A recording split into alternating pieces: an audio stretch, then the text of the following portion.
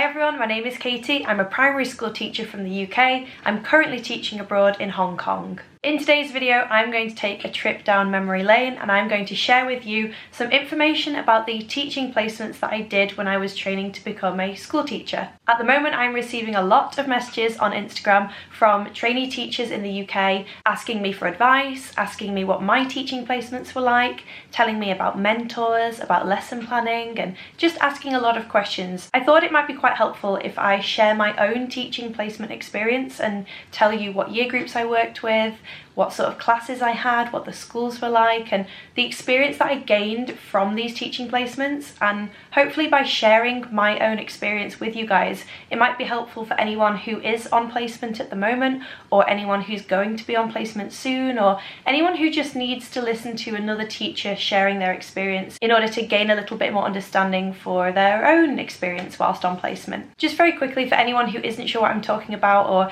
anyone who is applying to become a primary school teacher, when you do your teaching degree, whether that's a PGCE or a BA Honours route, or you take a different route into teaching, you have to do a teaching placement, or maybe more than one teaching placement, normally more than one teaching placement. For these placements, you'll have to go into schools and get to know classes of students. You'll have to plan some lessons, maybe that's alongside another member of staff, and then you'll build your way up into teaching some of your own sessions. Sometimes you'll teach parts of lessons, sometimes you'll teach full lessons, sometimes you'll take a subject for a couple of weeks, or sometimes, especially if you're doing a PGCE, you will work your way up and you will take over the majority of the classroom teaching for a couple of weeks.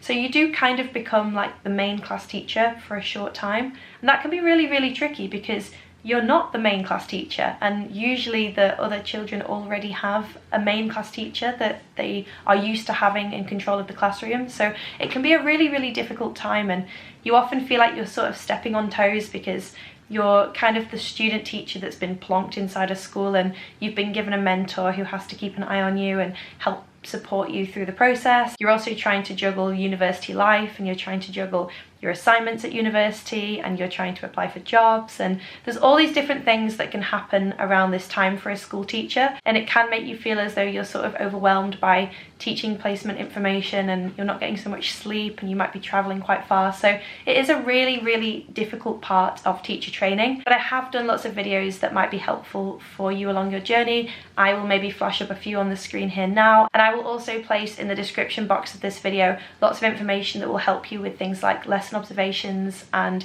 your evidence files that you need to create. Just lots of little bits of information that I think might be quite useful for you, because for today's video I'm mostly going to focus on my own teaching placement experience and just sharing that with you guys.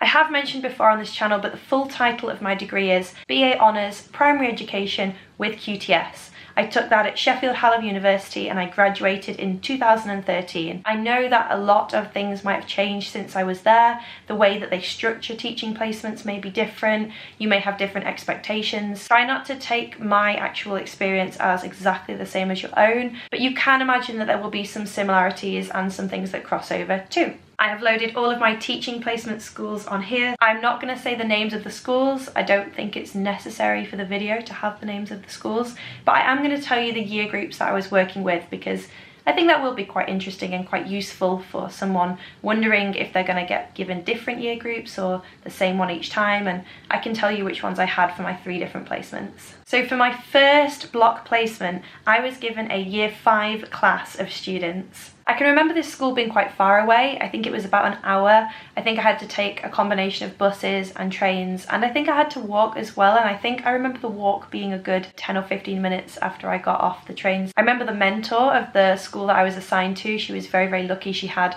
a very small class. I think it was probably about 21 students, and I remember thinking it was amazing because there was, you know, a lot of very well behaved students in that class. There was very few problems with behaviour. There was a lot of good positive energy in the classroom, and I think that was really good for my first teaching placement. There was a couple of things that I found difficult on that first placement. In fact, I found there was quite a lot of things that were quite difficult for me on that first placement. I didn't have much experience of actually being in a classroom. I had worked a lot with children, so I'd worked in education centres, I'd worked in art centres, playgroups and nurseries, and all kinds of different places, but I hadn't explicitly worked a lot in a classroom or seen much classroom practice. So to be thrown kind of headfirst in there with year 5 students was quite overwhelming for me. I was on a paired placement, so I had another partner teacher that I was working alongside.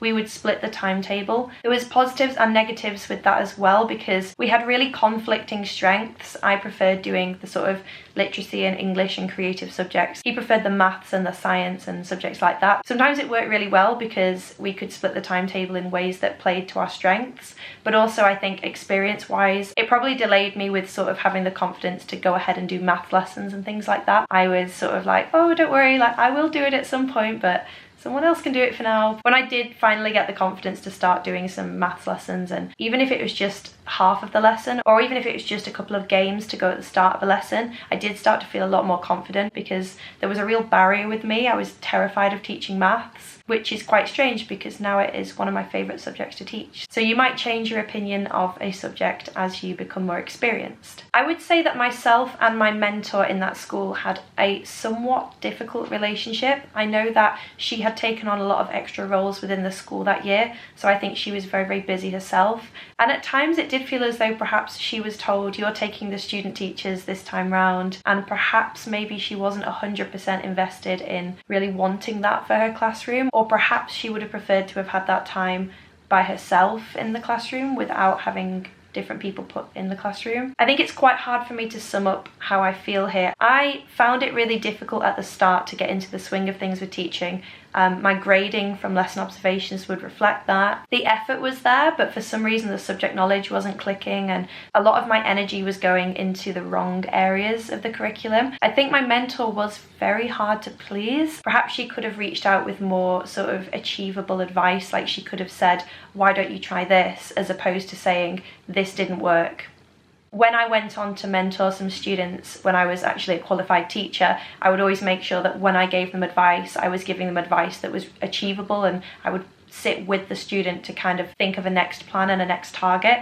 And sometimes I didn't feel as though that support was really there. But it is in the past now, and I did learn a huge amount on that placement. On reflection, I think this mentor did care for us as students and did want us to do really well. I think part of the reason why I'm making this video now is because I'm getting a lot of messages from you guys and from teachers that are on placements saying that they're having a difficult time with a mentor, or they're having a difficult time with getting to grips with the curriculum, and they're asking me for advice, and I'm not sure what my advice is, other than even though it might feel as though somebody is not particularly happy with the lessons that you're doing, or not particularly happy with the way that you're going about your planning or your organisation, just try and stay true to yourself. Keep putting the effort in, keep ploughing through, because you might find that the next placement you go on is a much more positive experience, and try not to let it put you off. One school is one school, and you're going to get experience working in so many different schools throughout your career if you choose to. I often find myself thinking about this first placement because it was such a big deal, it was such a key experience for me. I think a big first block teaching placement where you stand in front of that class and you present a lesson is a very important milestone as a primary school teacher. For my second teaching placement, I was teaching a year 1 class, and it was a big class. I seem to remember it being, I feel like it was about 30 children. I could be wrong, it could have been less, but it certainly felt like 30 children were in the class. I remember when I was assigned a year 1 class as a student teacher, I started complaining, and I remember talking to the Sheffield Hallam placement department and saying, is there any chance I can swap? Can I have an older year group? I really don't want to work with the little ones. I really think I'm a Key Stage 2 teacher. I want to teach year 5, year 6, year 4, and maybe year 3 at a push. So I remember asking if I could swap, and they said no, and they said, no, you can't swap. You need to gain experience with this year group and see what it's like, and in the future you might have an opportunity to work with the older students again. I felt like it would be a waste of time, because why would I want to spend so much time around students that are at an age that I don't have an interest in wanting to work with? But I went ahead with the placement. I really didn't have much choice anyway, and I ended up thinking it was a really good experience. The school that I was working at was a much bigger school than the first school I'd worked at. It was my first taste of a real school community, and it was my first taste of seeing a school community that really had to work together in order to provide a good education for their students, because a lot of the students came from less fortunate background, or they came from a particularly difficult area and they needed a little bit of extra TLC, especially from the school teachers that worked with them. So this was a really eye-opening experience. It was the first time that I'd seen students that needed really clear support systems in place in order to ensure that they had the behaviour management and the structure that they needed to do well in class. Working with year 1 was about as interesting as I thought it would be. They were nice, they were sweet, they were engaged, they brought so many good ideas and so much humour into the classroom, and I think I did build really nice relationships with the students. It did also make me realise that I did want to be a Key Stage 2 teacher though. It made me feel as though my rightful place was in upper Key Stage 2, but at the same time it was really useful to see where the students come from with their learning, where they learn early phonics, where they learn early mathematics. I'll always remember some advice that the mentor that I had on that placement gave me, because I remember listening to her in the parent meeting and it sounded like she was being quite real with the parents. Not being nasty, but very much saying it like it is and saying, you know, there's a gap here, this needs to improve, this needs to improve, this must change. And she felt very real with the parents, like she was giving them not bad news, but she was telling it as it is. And I was confused because I thought, you know, you try and be really positive with parents and you try and make them feel as though even if certain areas aren't fantastic, there's other redeeming qualities in the child. So I was quite shocked to see her being so practical with this approach. And I spoke to her about it after, and she said to me, she said, once the parents know that you love and you care for their children, you can tell them anything you need to. And that sort of stuck with me for so long. In fact, I'm getting goosebumps. That stuck with me for a long time and it sort of stayed inside my head. If you build a strong community around the child and they know that you're there to support the children, then they will listen and they'll be ready to take on any information that you have to give them during a parent meeting. That was a really good experience. I would recommend sitting in for parent meetings, talking to some parents if you can, and getting involved with community events, because this school had a lot of community events and I learned a lot by going to them. I also remember the kitchen staff were really nice. They gave me a hamper on the last day and it was full of all the food that they thought I might want as a student. So like things that they'd made and little cakes and biscuits and fruit, and they just gave me a hamper and they were like, you're a hungry student, take it back to your house and feed all of your flatmates. And I thought that was really lovely. But all in all, a very different experience to working with the year 5 children. A lot changes in those years leading up to year 5, that's for sure. Finally, for my 3rd year teaching placement, I was working with a year 3 class. This was my favourite teaching placement. I think this is the one where I truly started to show signs of properly being able to understand the curriculum I was teaching. My subject knowledge had improved, my pace in lessons had improved, I had some really good lesson observations which gave me loads of confidence. I just feel like I grew up a lot in this teaching placement and I really started to show my confidence overall, and I started to take more control in the classroom, and I was able to build relationships with the students much quicker than I had in the other 2 placements. The mentor that I had for this placement was really supportive. I feel like he really believed in me as a teacher, and I think he really believed in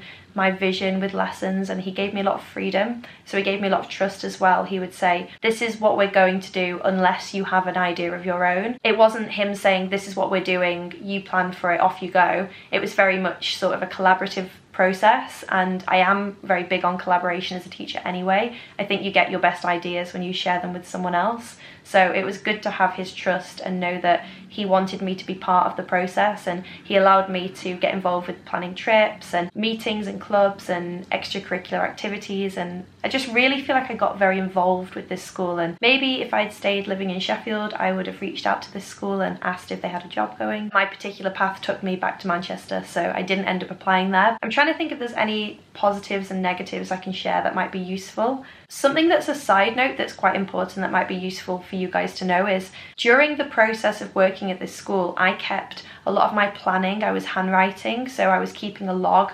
I was writing down a lot of my notes. I was photocopying it. I was sometimes typing it onto the Sheffield Hallam like lesson plan format that I was given. A lot of my thoughts I was keeping on paper.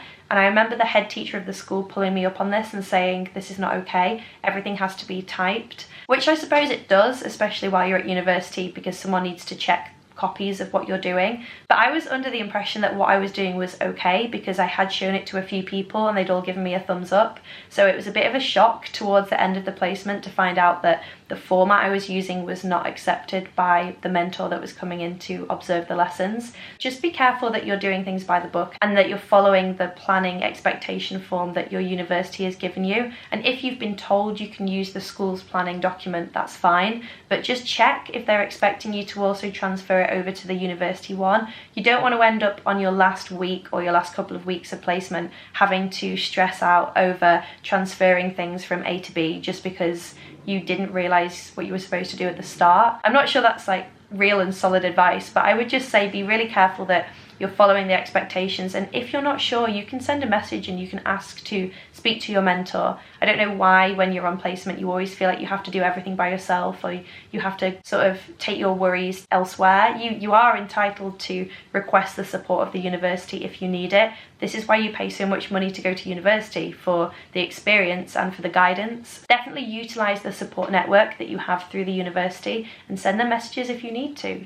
Try not to take on too much, because if you're travelling a long distance, if you're teaching an unfamiliar year group, then you're going to be really, really tired and you're going to need some support.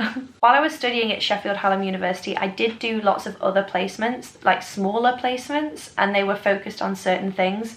So the information in this video is based mostly on the big block teaching placements where I would be expected to do full lessons and I would be expected to plan those lessons as well. But I did also do some specific placements in areas like phonics or special educational needs or English as an additional language. I did do quite a lot of specific placements, miniature ones that go in between that might be a couple of days or just a week or two long. So I did do a few extra placements just in case anyone's confused and watching this and thinking that they're only going to go on big block placements. You do also go on lots of other extra little placements too.